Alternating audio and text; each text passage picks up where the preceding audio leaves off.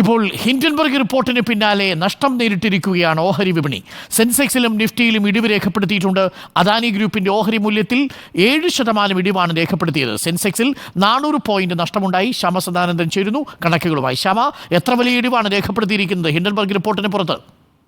അരുൺ, ഇന്നലെ രാത്രി Hindenburg report പുറത്തു വന്നതിന് ശേഷം ഇന്ന് വ്യാപാര തുടക്കത്തിൽ തന്നെ നിഫ്റ്റിയിലും സെൻസെക്സിലും നഷ്ടം നേരിട്ടു. സെൻസെക്സിൽ 400 പോയിന്റോളം ഇടിവ് രേഖപ്പെടുത്തി. നിഫ്റ്റി 24,300 പോയിന്റിന് താഴെ എത്തി. നിലവിൽ ചെറിയ തോതിൽ വിപണികൾ നേട്ടം തിരിച്ചുപിടിക്കാൻ ശ്രമിക്കുന്നുണ്ടെങ്കിലും അദാനി ഓഹരികളിൽ വൻ ഇടിവാണ് രേഖപ്പെടുത്തിയിരുന്നത്.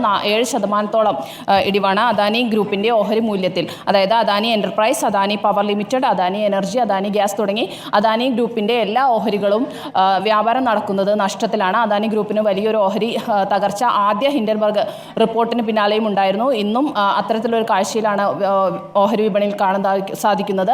വ്യാപാര തുടക്കത്തിൽ തന്നെ അദാനി ഗ്രൂപ്പിന്റെ ഓഹരികൾ നഷ്ടം നേരിടുന്നു. സെൻസെക്സിലും നിഫ്റ്റിയിലും അതിന് സമാനമായ ഇടിവ് രേഖപ്പെടുത്തിയിട്ടുണ്ട്. നിലവിൽ 290 പോയിന്റ് നഷ്ടത്തിലൊക്കെയാണ് സെൻസെക്സിൽ വ്യാപാരം നടക്കുന്നത്.